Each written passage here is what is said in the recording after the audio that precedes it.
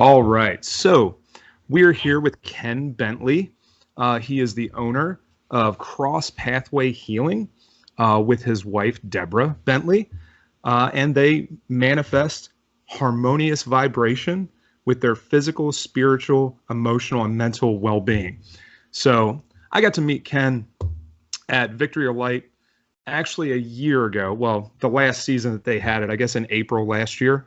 Was it Mhm. April or yeah, it was April Yeah. last year. Me and my girlfriend at the time were walking around and we were looking for a deck to buy. I had been looking for some tarot cards because I always thought it was interesting. So I wanted to pick up a deck that resonated with me. And I had been walking around the whole festival looking for something. And there was this one booth that had a ton of them. And I wasn't sure what I wanted and was walking around. So then we got back over there, probably the third time we were over at that booth, and Ken happened to be there, and he turns around and he's like, "Hey, I've seen you guys all day long walking around, and I feel like I need to stop and say something to you." And he turns to me and he says, uh, "So, when are you going to ask her?" And my response was, I was taken a little bit back, and I was like, "Well, it's funny because we've been talking about that, but I haven't gotten the ring yet." So fast forward, 5, 6 months now, and it's November, and we're at Victory Light again, and we are standing there, and we had just got done telling this story to another vendor there. We were standing there setting up for our own booth, and we were telling the next door neighbor this story that last time I was here, I had met Ken, and this had happened, and we were getting ready to leave, and Caitlin was like, "I'm ready to go. I'm ready to go." I was like, "All right, I'm going to walk around for a second. I want to see a few people." So we take 2 steps, and I'm looking at this booth, and she's like, "All right, let's go walk around." So we start walking, and as soon as we turn around, who's standing there but Ken? And we go up and we talk to him and say, "Hey, do you remember us, all this?" And of course, the first thing I show him is, "Hey, you told me last time. When are you going to ask?" Well, there's the ring. So it happened, and um, it was an amazing bit of synchronicity for the weekend, and it just kept happening. So the amazing thing is, Ken had a talk on Saturday. It was entitled "Seeing Your Inner Gifts and Inner Truth."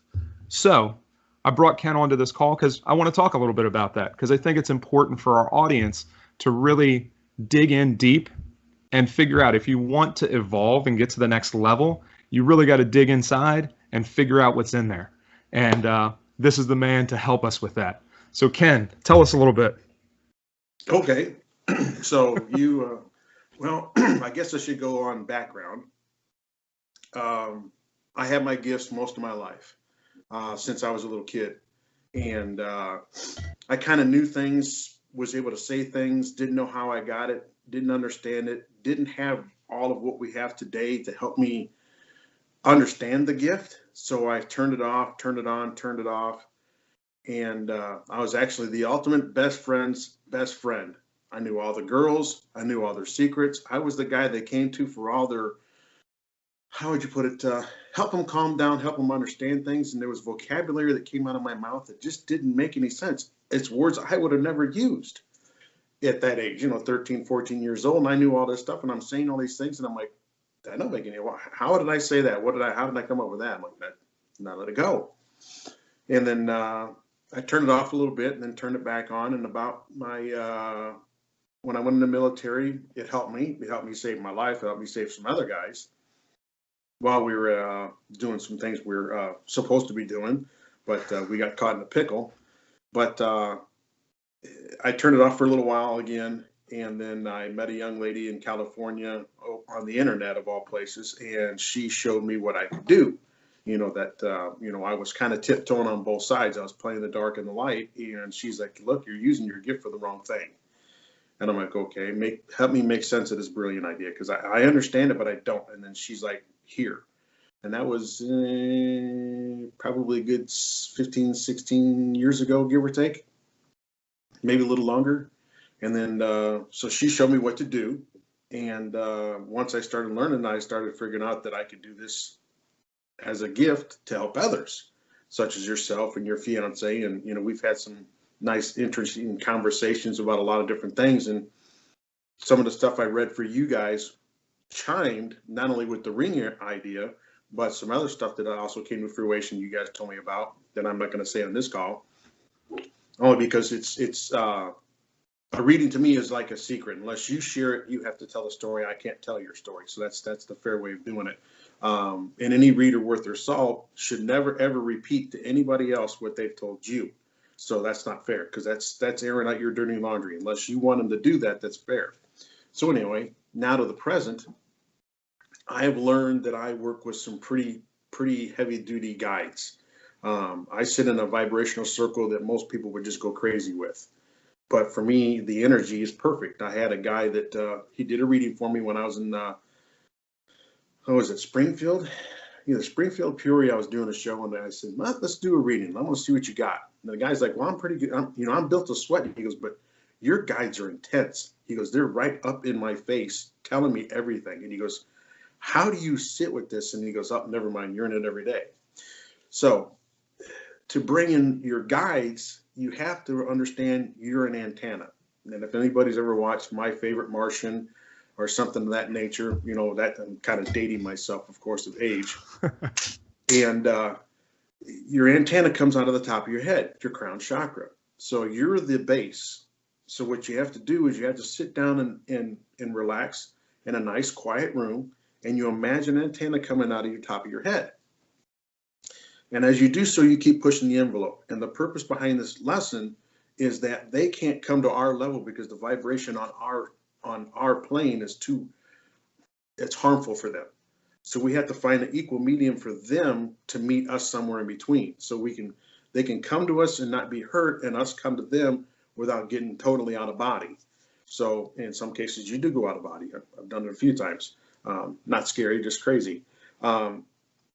Once you do that, you'll get to that moment where you just hear nothing.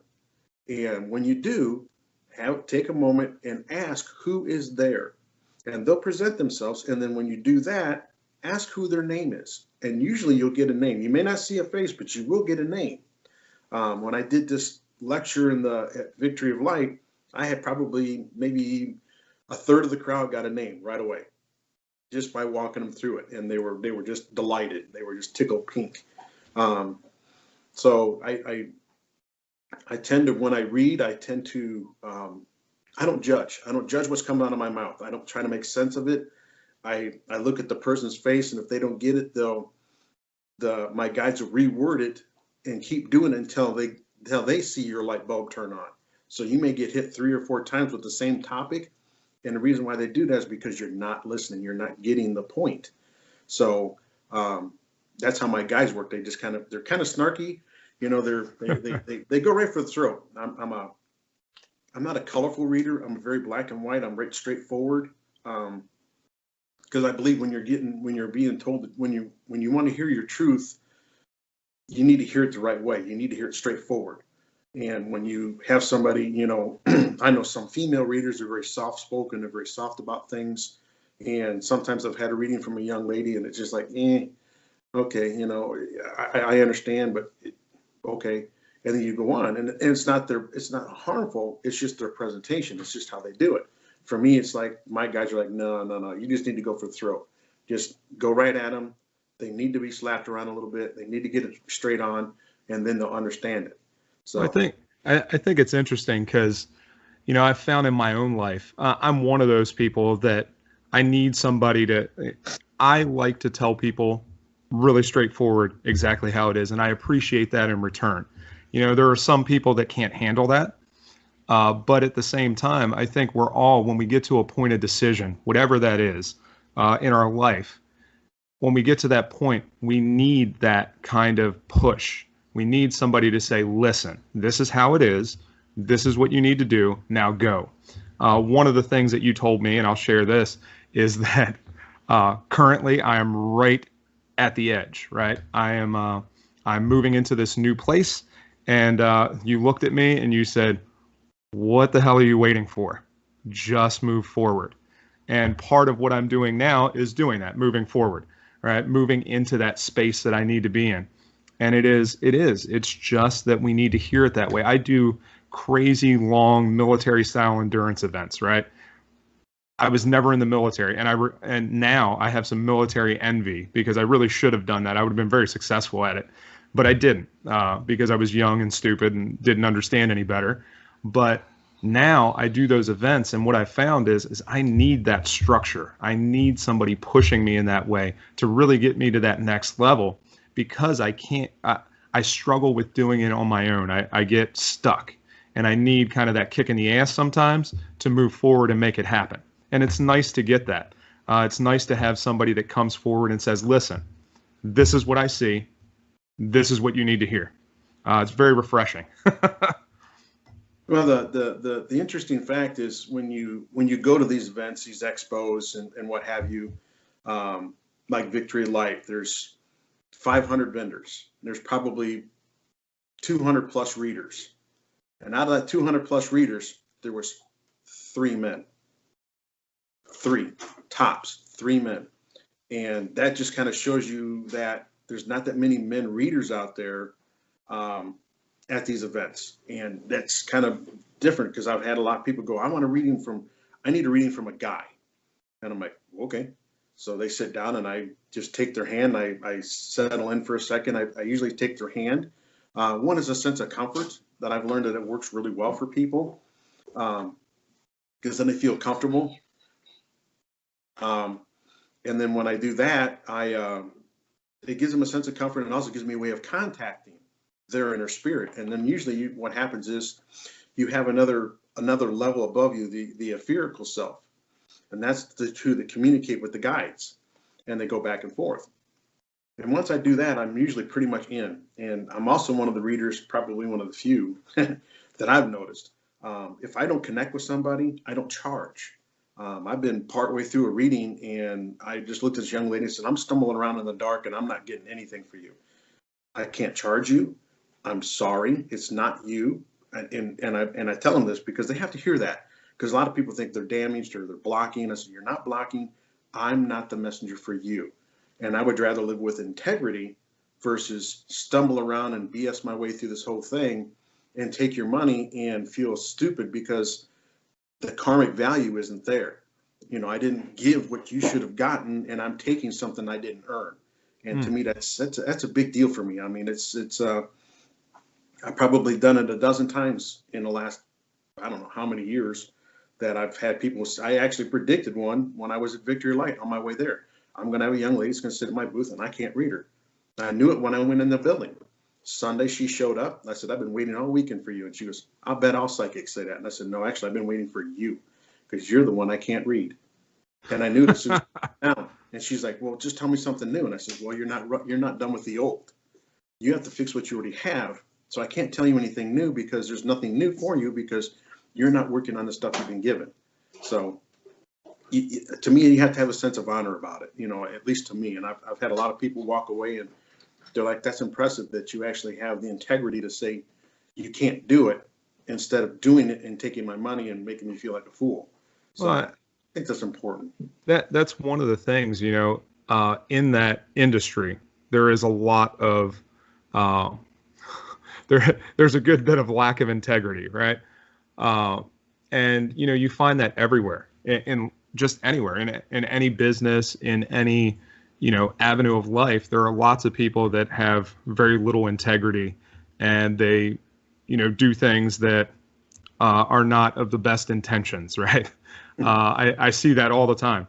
And one of the things that I've been blessed with is going into some of these events where when you are in the middle of the woods, right, and you have nobody else to depend on but the people around you to make it through that, you have got to have integrity, right? There is no way to cut corners. If you, like, 2 years ago, I was in Beijing, and I was on the side of the Great Wall. I was tied into 25, 30 other people.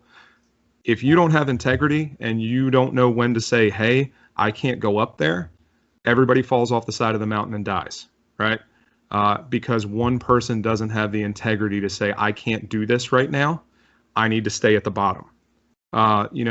And I've been in those situations, and those are very, military kind of ideas, because when you're out in battle, if you're not there, if your brothers in arms are not there watching out and they don't have integrity and they run the other way, there's a problem, and people are going to get hurt because of it. So I think that there's great value in having that kind of integrity and really being in that place where you can say, you know what, my heart and my mind are clear of this, and I'm going to do what I said I was going to do, and that's it. And if it doesn't work, that's fine. You know, it says a lot about your own character when you can do that and when you can say that and when that happens to you. So then the question is, how do you see those inner gifts? Wow. Well, that's the $1,000,000 question. And I just trust what I get. The one word I've taught a lot of my clients over the years, and it's the one word I feel is the most important, is faith. It doesn't necessarily mean faith above, but it's faith in yourself. You had to have faith in yourself to want to crawl, to walk, to run, to ride a bicycle, to go on a date, to drive a car, to get up and get dressed. You have to have faith in yourself. If you don't have faith in yourself, it doesn't work. Your life just falls apart. So if you don't trust you, how can you trust somebody else? If I walk into a situation and my gut tells me this is wrong, this is foobar, whatever you want to put it, I walk away. I know that I'm fighting resistance and there's no reason to go. So my gut tells me, my guides tell me the same thing. So I just trust things. I actually was one of my gifts that opened up a couple of years ago is I'm driving up I-94 to go to a Body Mind Spirit Expo. Now, mind you, I'm in a big truck doing 70 miles an hour with my wife and all my stuff and all our gear, going to this expo to go set up. And next thing you know, I got called in to help push those people who got killed in Syria who were told to either convert to Muslim or Islam or die, and they end up getting killed anyway. Well, they were caught in the medium. They were caught in the level where they felt like they couldn't cross over. They couldn't go where they belong. And I got called in. While I'm driving this car, I'm seeing all of these people on my windshield like they're right in front of me, and I'm trying to help them move to where they belong. And we got them where they belonged and everything else. My wife's like, I need to talk. And I said, I can't talk. I am white knuckling the steering wheel. I'm trying to keep us from getting killed, at the same time trying to get us to an event. And hey, I got to help all these people at the same time cross over so they can get to where they belong. So it's one of those things. I just got called to it. I didn't say no. And then I learned later on, I probably could have said no and just got there and then worked on it. But for some reason, it was so intense, I couldn't say anything. I was caught. It kind of blindsided me, just like, bam, I was right there. And I'm like, okay, well, I got to do it. So I'm going to do it. I'm going to make this happen. And they kept me safe. So my guides knew, hey, he's driving a car. We've called him to duty. You're okay. We'll keep you safe. But in the interim, we need you to do this. So trusting yourself is the first thing. Everybody has the instinct. Everybody, they call it sixth sense, mother's instinct, whatever you want to call it, intuition. It all comes out because when you walk into a situation and your gut says this is okay, you're walking in to buy a car, and in your belly you walk up to the car you see and it's like, this is the one for me. This is going to happen. It happens. You walk up to a young lady and you want to ask her out on a date, and you're kind of nervous, but your gut says it's going to be okay. And you walk up and you ask her, it worked because you trusted yourself. You listened to your gut. Now, you walk up to a young lady and she's not for you, and your gut's saying, you might not want to do this. And you walk away. You stumble, you fumble, you make a bunch of stupid remarks, and she looks at you like you're a dork and says, you know what, you need to go away. So it's trusting yourself and your inner instincts. But the gifts, they keep piling on. I've talked to the dead. I spent an entire conference expo. It was just a day expo. And from the time I sat down to the time I got up, I was booked. And all I did was talk to the dead all day long. And I just gave messages from all their loved ones. And I felt so bad at the end. I had 3 or 4 clients that still wanted to get readings. And I'm like, I can't. I had to turn them away. And I felt horrible because they're there for that purpose. And here I'm not be able to complete my job because we were told we had to be out within the hour. And I'm like, well, let's go downstairs and let's finish off. And there was one young lady there. She needed to hear some things. And my guy said, just do it. Just don't charge her. Just do it. And I walked up to her and I told her some stuff. I don't remember what it was all about. And once it was done, she had a sense of security, and she actually felt great. She looked great. She walked away, and she was thank you for taking the time. And I said, well, you deserved it. You came here, and I feel horrible telling you I can't.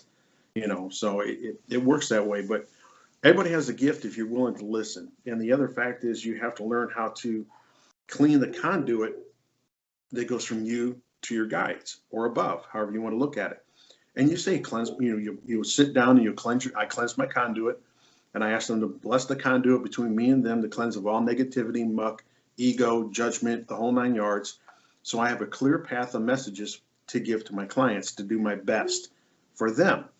And I've learned over time, don't judge, don't put your ego into it, don't twist the words, just say what they say. And a lot of times if I get to a moment where I'm like, it's a sensitive topic, and usually my sensitive topics are rape or some type of violation, whether it be molestation or something else, whatever it is that they didn't warrant. I usually tell them I'm going to tiptoe here because this is something I got to tell you. We're going to acknowledge it, but I'm not going to get into it because you're not ready to move that Band-Aid. But they're showing me what's going on, and the worst part is I get to see what happened. So when I'm in the moment, I see what happens, and I just tiptoe through it. And I tell them, if you want further help, and I always tell them that the best thing I can tell people, if you're looking to get through a traumatic incident, is go to group therapy. Don't go to a psychiatrist because they'll sit there and they'll judge you. And that's not what you want. You want somebody that's going to support you. So I always tell them, go to group therapy, even if you just sit there for the first few weeks and just sit there and listen to their stories, and you're going to understand they're telling their truth and helping you learn how to tell yours and accept it and move on. And I found it's great resonation. A lot of people have been very responsive to it. They enjoy it. They're like, hey, I never thought about, a group therapy or group sessions. That's actually pretty cool. And I've told it to other readers, and they're like, you know what, that's actually pretty smart. I said, well, they told me to tell them that. Why go to a psychiatrist and have them sit there going, so how's your relationship with your mother? How's your relationship? How about your dog or your cat? They have nothing to do with this. This is me, So, yeah, everybody has the gift. Everybody, including you, your wife, the whole 9 yards. We all do. It's just we don't want to listen. Yeah. I think it's amazing. We do. All of us have unique gifts that we have and talents that we can use. But it really does take that sitting down, trusting yourself, really trusting that you can, that you have those abilities and that you can use those, and then really finding somebody that has been there a little bit longer than you to be able to show you how to move into that space. Whether that's a coach for whatever it is, whether it's you're going to go out and you're going to do public speaking and stand up in front of somebody. We all need those people that have been there longer than us, that have a little bit better perspective on it and can show us the ways to move forward, whether it's, these little steps here that you need to take. But we all need that refining and that work in that space to really use those gifts appropriately. Because once we walk into it and we say, okay, yeah, I have that, I can do that, but then you got to figure out how, right? Because go ahead. The how part works really well. How many times have you gone to the store? I don't care if it's Walmart or anything else, and you had a 5-minute conversation. The funny part is you didn't remember a single thing you said to that person, but you remember everything they said to you. You both passed a message to each other, something you needed to hear that day, and it happens to everybody every day. An idle conversation you took no part of. I've done it 100 times. My wife goes, what'd you say to him? I'm like, I don't know. What did they say to you? Well, they said this, and it was something I needed to work on. So it does happen. They just do it. Sometimes they do it so innocently that they kind of push you into that point where you're just doing it, and it's an idle conversation, but you don't remember anything you said, not a word. You're like, I don't even know what I said to this person. But when they walked away, they're like, wow. Okay, I got it. Thank you. I mean, I needed to hear that, obviously. So it was something that it happens to us every day. One of the things, this is really interesting, going to Victory of Light, I'm a pretty open-minded guy, right? I'm pretty open-minded, but there are certain things in my life that I'm not. And going there, what I discovered was that there were some things that I needed to work on, and there were messages that I needed to hear.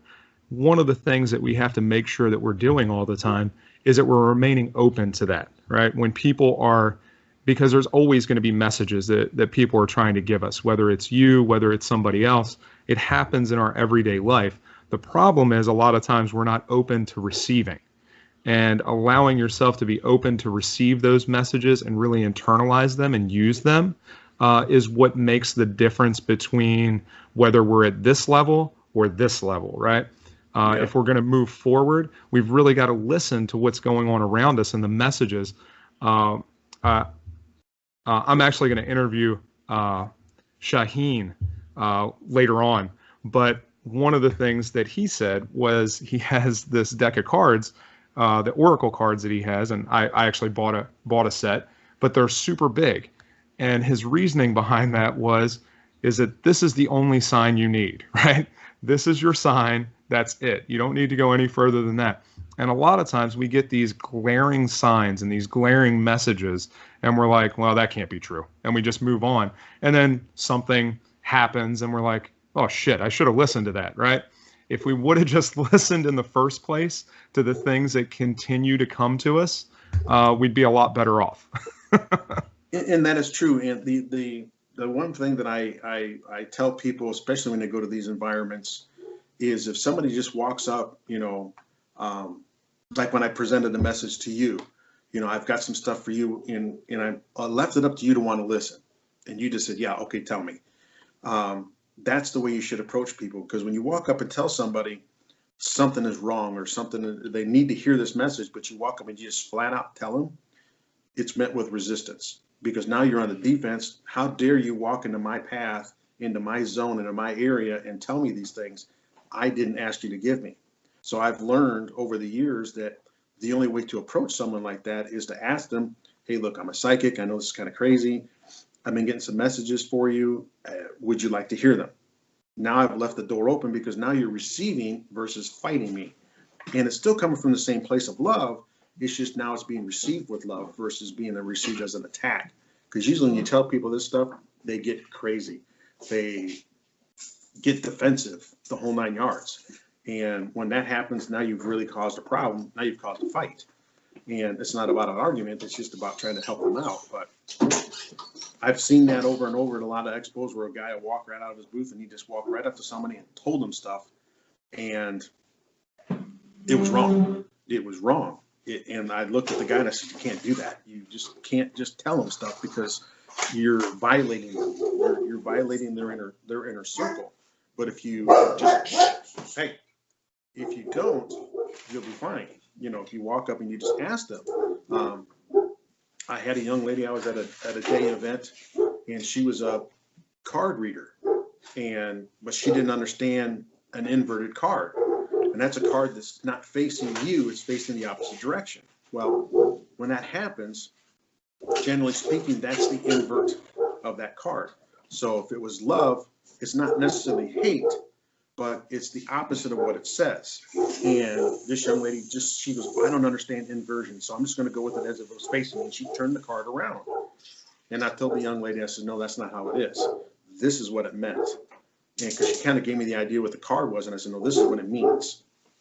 And she's like, why did she say that? And I said, because she's not trained, or she doesn't want to listen.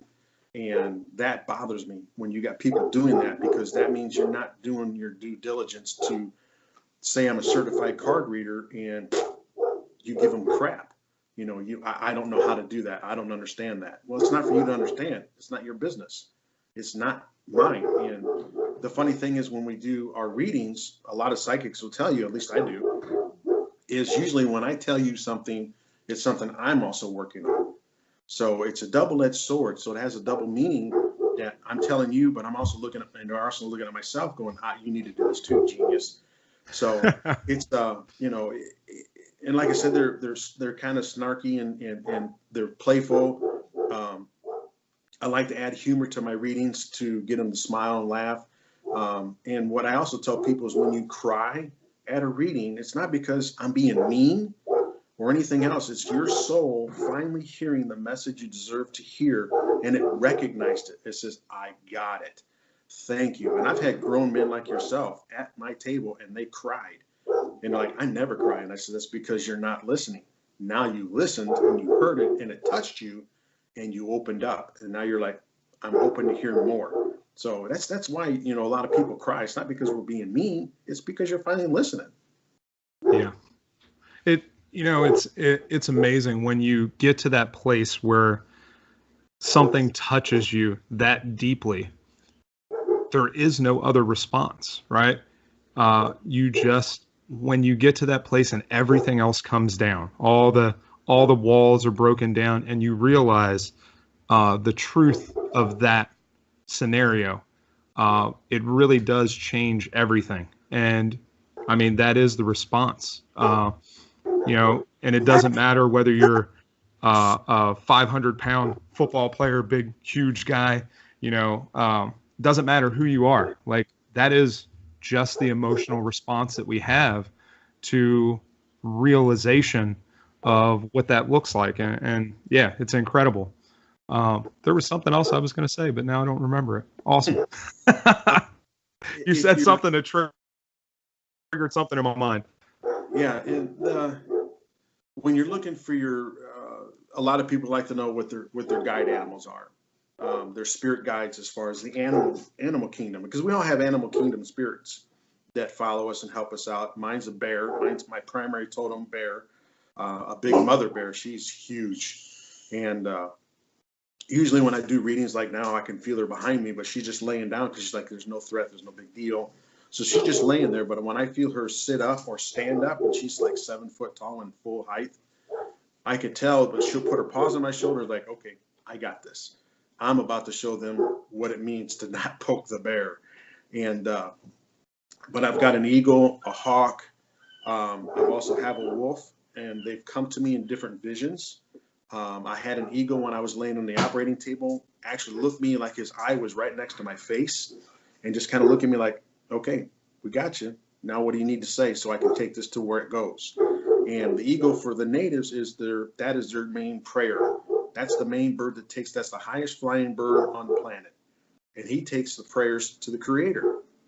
So an eagle for me is very nice to know that he's there. I've been blessed with feathers. I've been blessed with, you know, I've had hawk feathers that have been placed in my path. And I looked down, for no reason, I just looked down, there's a hawk feather, picked it up, took it home, because it was for me. You know, it wasn't anything else. It was a gift. They're saying, I'm watching you. So if you see animals that are consistent, I'm not talking dogs and cats, you know, it could be squirrels, it could be a rabbit, it could be a mouse, you know, any of those animals, they are totems. You know, they always say witches always have black cats or crows or whatever. Um, the A raven is another one of my birds and the raven's the one that helps me when I cross over to talk to the dead, is my path guide. So when the raven says we need to take a ride or we're going somewhere, I just go, okay, he's leading and he's making sure I go there and I come back safe. So the raven for me is the one that helps me talk to the dead. And all you got to do is sit down and meditate. And meditation is so simple that most people just think it's tough. I don't care if you're sitting, laying down, whatever. It's just concentrating on your breathing. I'm breathing in, I'm breathing out. You'll be able to do that for a couple minutes every day. As time progresses, then you follow the breath as it goes to the bottom of your lungs. And you get to that point. Now you're going a little longer. And then once you achieve that method, now you're going to watch the breath go all the way in, circle, and exhale. And you're following the breathing going up and down. And then you can start poking around the old cranium to see where everything's at. But that takes time. And a lot of people get frustrated because they're not getting answers. It's not about answers. It's about relaxing and allowing to have everything come to you, and don't judge your visions. A lot of people are heavy dreamers. They get very vivid dreams, but 20, 30 minutes after they wake up, they're like, I'll write this down. It's gone. Yeah. Because they weren't to judge it. What I always tell people is get a voice recorder, little digital recorders, leave it next to your bedstand. As soon as you wake up from that dream, if it's vivid or it's got a message, just spit it all out. Don't write it down, because when you write it, you twist the thoughts of what's being said. You're like, oh, that doesn't make any sense. I got to use this word to make sense. No, just spit it out on a voice recorder and then come back later on that night, turn the recorder on and listen to what you said. And you're going to go, holy crap. You know, Okay, now it makes sense, because it's not supposed to make sense right then and there. Um, there's so many things you can do. Um, it takes time. One of the things I like to teach a lot of my clients are empaths. Empaths feel everything. They don't understand. They walk into a room, it's hate, it's crying, it's sadness, it's laughter, it's whatever. And what I teach them is a color bubble trick, because most of your empaths are visualists. So they have to be able to see what's in their head to make sense of what it does. So I tell them, you identify what it is. First, you self-identify. Did I bring this with me? No, I didn't. Okay, I'm going to give it a color. And the object of the tool is to make the color disappear, to become translucent. And when you do that, it's gone, because you gave it a name, you gave it a flavor, and you said, I don't like this. It doesn't belong to me. I want it to go. And the more you use this tool, the easier it is for them to go, it's like riding a bicycle. When you first rode a bicycle, you're like all over the map. And then later on, about a year later, maybe even less, you're out there doing wheelies and jumping ramps and everything else and going around corners really super fast you never would have done, because you kept doing it. So the more you use the tool, the easier it becomes for you to do. You'll walk in, you'll feel it, you'll give it a color, it's gone, because you automatically initialize it. It's just working on your protection. A lot of people don't understand even the figure 8 or the infinity symbol. It's a great way to ground yourself. The apex of the 8, where it crosses, is your belly button. So you're going to visualize it going down one leg, through the ground, up the other leg, cross your belly button, through your chest, back down again. And you just keep that movement. And all of a sudden, you're going to feel like someone just grabbed your butt and pulled you into your seat. As funny as it sounds, that's what it does. And you're like, now I'm on terra firma. I don't feel flighty. I don't feel floaty. I don't feel like I'm walking on air, which is okay. But most people need to be grounded, and that's the best way to do it, is to visualize that infinity symbol or figure 8. And like I said, the apex of the 8 is your belly button, and the reason why the belly button, that's your lifeline. That's how you came into fruition. That's how you came into birth. So that's the most important part. You have to cleanse it, especially people who work on computers. If they're around computer screens all the time, they need to learn how to cleanse that energy. And that's something they don't do. They keep staying in that environment, and they get all that gook and stuff from a computer screen, and they don't realize it's harmful to their spirit and their not their physical sense, but more their spiritual sense. And so they need to cleanse this off of them. And that's a good way to cleanse yourself, is to protect yourself. Imagine Star Trek, perfect thing. Most people have seen Star Trek at one time or in their life or another. Shields up. I say shields up, boom, done. I'm protected. Now nothing in front of me is going to happen. You can set the presence. I did this at the lecture at Victory Light. I proved how easy it is to want to come near me. And I'm on one end of the room. This young lady's at the very end of the room next to the wall. I said, I'm going to set the presence for you to come to me. I says, come in until you feel like you want to be here. And she walked right up to me. I said, I'll go back to the end of the room. I said, I'm going to set the presence that you are not welcome in my path. And I set the presence, and she would not move from where she stood. Actually, she wanted to back through the wall, because I made that room intolerable. Because you can set your presence. And most people don't understand that. When you're angry, you've set the presence, I don't want to be messed with. Even though you're not expressing that emotion is exuding from you spiritually. And people need to understand that when you're in an environment, you can set it to where I don't want to talk to that person, so I'm going to make it so they don't want to be there. Make it uncomfortable, and they'll leave you alone. It's interesting with that. It's one of the things that, we talk a lot about the law of attraction and all that stuff.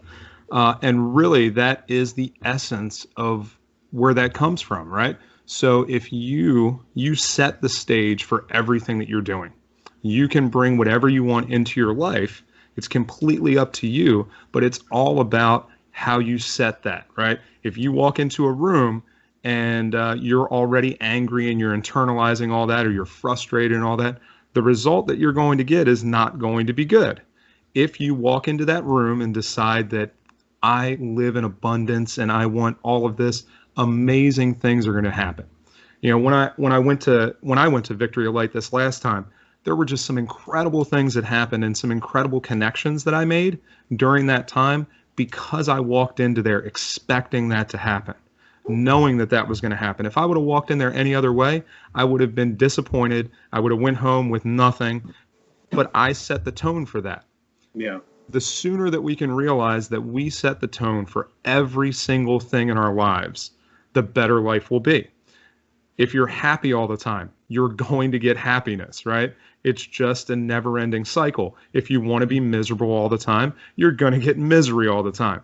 So, it really is reaping what we are sowing in our own lives, whatever we're doing. So, yeah, I appreciate that. So, everybody that's watching this, after you're done, you need to do some cleansing. Do that figure eight, get up and work on that. Cleanse all that out. And it does. And the nice thing about it is if you can do it and the environment's conducive for you, is to go put your feet in Mother Earth, barefoot, no shoes. And the reason why is because we wear shoes. Well, what are the shoes bottomed as? Most of the time it's rubber. Well, how do they protect you from electricity? Rubber. We are electricity. We have to have a path for electricity to flow.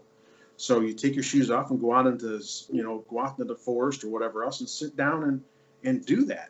And what you'll find is that you're going to feel relaxed. Two, you're going to be really cool about it because you're like, oh my God, this is incredible. Why didn't I never do this before? And that's why the Native Americans never wore shoes, because they wanted to be in contact with Mother Earth. And it's super important for you, and I do it all the time. I'll walk out in the backyard and just put my feet in the ground and just, if I can, when it's not freezing outside, and just stand there for a minute or two and just take it in. Something I always tell people to do is a nice project, and this is a project for everybody, is to go out into the woods. And I want you to walk up to the first tree you see. And I want you to just walk up and hug it. But while you're hugging, I want you to feel the energy, just because you can. And when you're done with that one, I want you to pick a tree 20 feet in any direction from the one you just touched and walk up to the next tree and ask if you can hug it. Feel the difference. It's just like me walking up to you and I give you a hug. I didn't ask, I didn't say nothing, I just walked up and gave you a hug.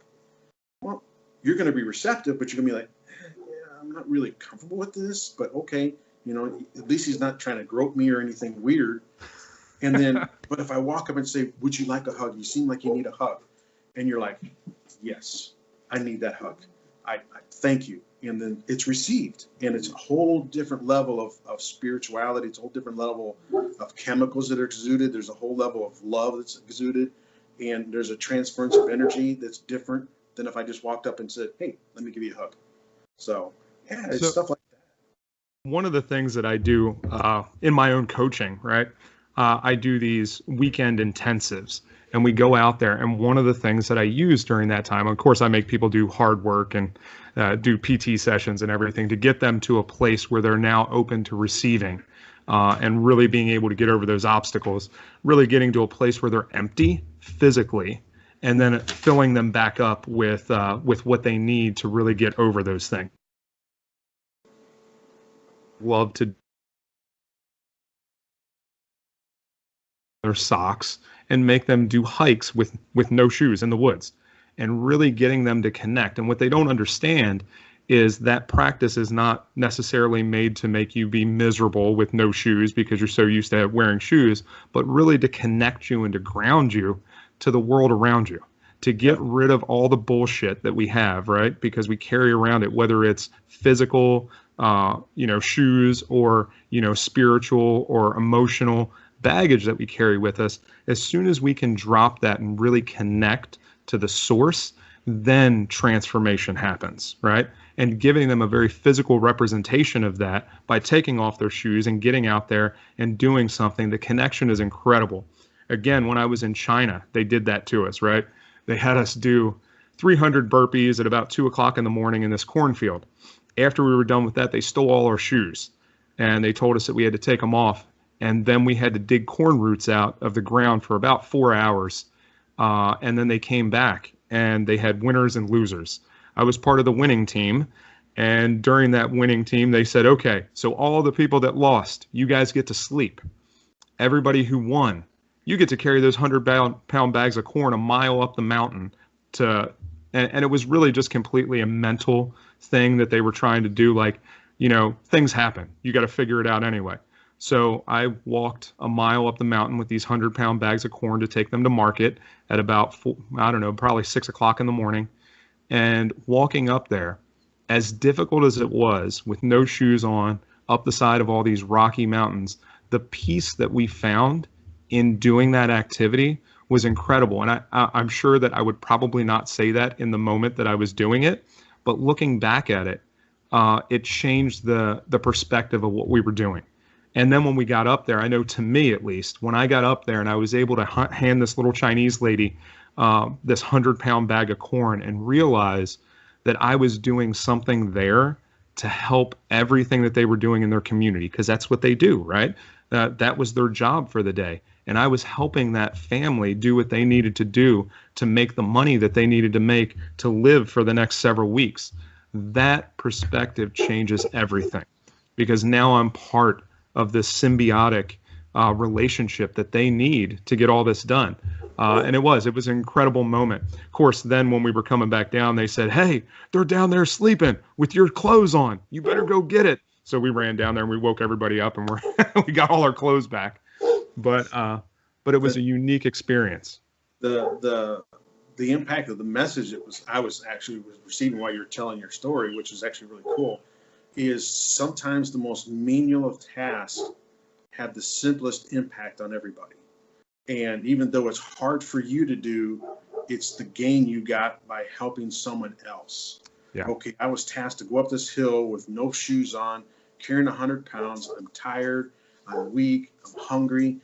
But at the end, I got to look at this person's face, whether it was an elderly woman, a young child, a family, and you seen their face glow while you're delivering that particular sack of corn to their doorstep or to their hands. And you're like, you know what?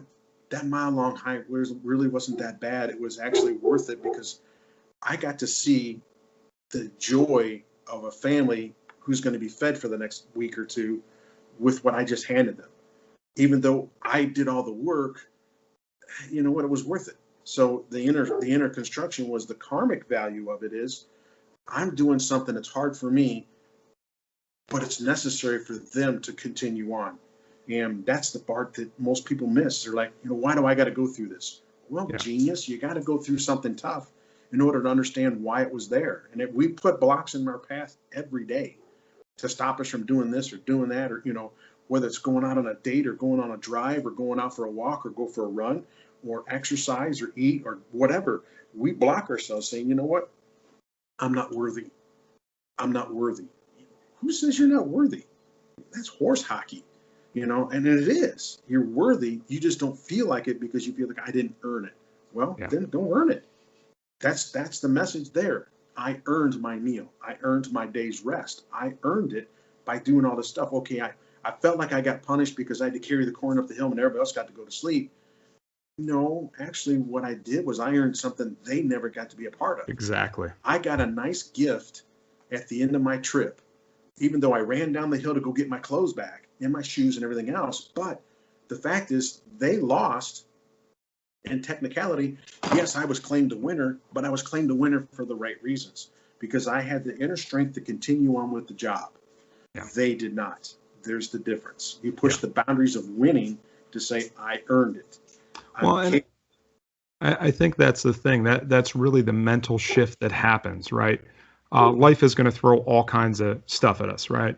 And we have the choice of how we're going to handle that.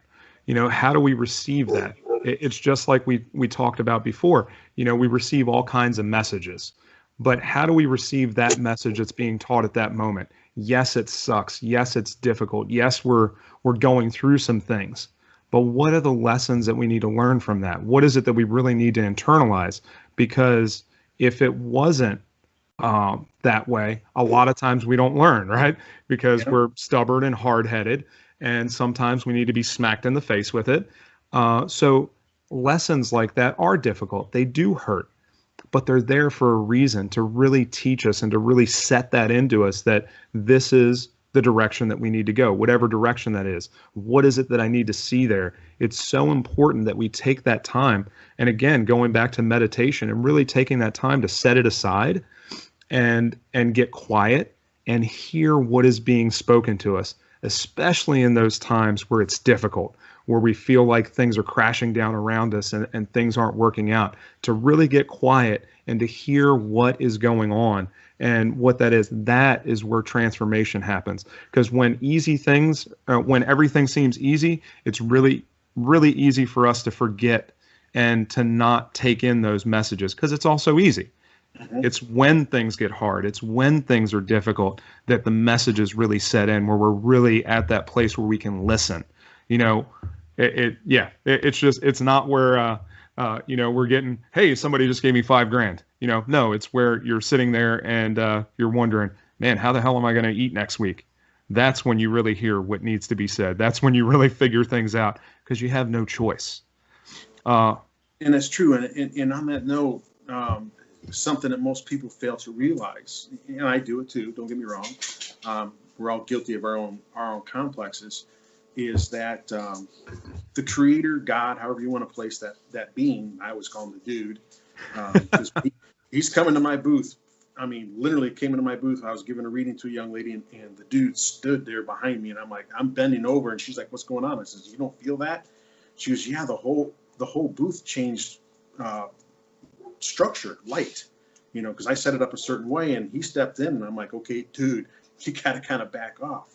But what most people don't realize is he put us here to be happy, and he's never left you hungry. He's never left you without some way to get something to eat, or money, or a place to sleep, or hell, a loved one for all that matters. He puts them there. You have to want to get it. You have to want to go get it. I mean, you met this young lady, and she was put in your path for a reason. For a little while, you're like, maybe she's the one, maybe she's not. Maybe she is, maybe she's not. I kind of feel like she is, but I don't know. So you're fighting yourself, knowing that she is the one, but you're saying to yourself, I don't know. I mean, there's some quirks about her that I don't really like, and I'm sure there's quirks about me that she don't like. And then all of a sudden, 6, 8 months later, you're like, yeah, she's the one. She's it. That's it. I'm done. I don't have to work anymore. I don't have to look anymore. I've already found it. I just got to work on this one. So he does work in his own ways, and they always say God works in mysterious ways. Well, yeah, duh. He's not going to walk up and hand you the platter of food. He's going to say, here you go. The old saying goes, I fish for you, I feed you for a day. But if I teach you to fish, you can feed yourself for life. So I'm going to teach you to fish so you can feed yourself and take care of yourself. That's why they tell me to give these tools to people. They're not something I came up with. There's stuff that I was taught, and I take those tools and I give them to someone else because it's important that it's shared. It's not privileged information. It's not, I'm not huge on the Catholic Church because there's stuff inside that church that needs to be brought out that they're afraid that people are going to start not liking the church. Well, okay, I get it. There's conspiracy theories there, but I also believe that it exists, that there are things there that they don't want people to see. So they hide it. We're going to examine this. Well, who says you're the professional? Maybe I'm the professional, and I'm the one that's got to decipher this to make sense. And then I tell you what really is instead of what you want me to hear. So it's learning to listen to what you need to hear versus what you want to hear. yeah. And that's the way I tell people. The message you're going to hear from me are what you need to hear, but not necessarily what you want to hear. I And know go ahead. one of the things that, and we're going to wrap up here in a second, but because we're running on time, so one of the things that I always think about, when we're talking about that, is just that, you know, there are human needs that we all have, and really the highest one of those is really contribution, right? It's giving back to the people around us, and when we can realize that that is really the whole goal of life, right? Is leaving that legacy and really giving back as much as you have gotten, right? And I've gotten to that place in my life where, I don't really care about all the things that I once did. Like, once upon a time, I wanted to be the best at this, and I wanted to make the most money. I wanted to do all these things, and I've really gotten into a place now where I don't really care about any of that. What I really want is I want to help as many people as I possibly can. I want to be able to give something to them that helps their life and changes and gives them transformation. If I can do that for the rest of my life, I would be more than happy. Well, So that's what drove me to what I do. is I can help others, that, okay, I didn't get the help I would have gotten had I been in this place, back then. So because spirituality has become an evolution, so to speak, it's evolved in its own and it's becoming more accepted. Yeah. So to me, it's finally where, people are accepting the fact that there are people out there that can do this and we all can do it, yada, yada, yada. But the fact is that I can give back to people. Do I make money off of it? Yes, I do. But I don't do it for the money. I do it because there has to be a transference of karma, and even though it's just money, it's energy. So, and I've done readings for free. I've done it because, or I've done swaps, or I've done a reading for someone and they did something for me. So it still has the same value, even though there's no financial value, it's the spiritual value that goes with it. So yeah, it's give and take. What you find is that no matter what the circumstance is, if people don't have skin in the game, they don't do anything, right? You could sit there and talk to people, and that doesn't necessarily mean a monetary thing, right? But a lot of times that's what it is. But people really have to have skin in the game. When I do races and stuff, the only way that you're going to get to the finish line is if you sign up, right? So, you've got to put that in there and put that skin in the game to make something happen. If you are not willing to do that, you're not going to even get on first base, right? If you don't step up to the plate, you're never going to get up there at all. So you've got to have some skin in the game, and sometimes that means money. The amazing thing is that we get the opportunity to pay people what they're worth, and to give them value and to receive value from that. And it's just it's an amazing transaction where we get something back in our life that can be transformational to us. So we talked a little bit about inner gifts and all that, and I think I'm going to kind of sum this up real quick. But number one, we all got them, right? We all have gifts. Number two, we need to take time to develop those gifts, right? We need to trust ourselves. We need to trust ourselves in what that gift is. And then number three, we got to just develop it, and we got to work with somebody to really figure that out and flesh it out. So the question is, if anybody wants to talk to you, how do they get a hold of you? Well, they can email me at kenneth.bentley.kb@gmail.com. You can go to crosspathwayshealing.com.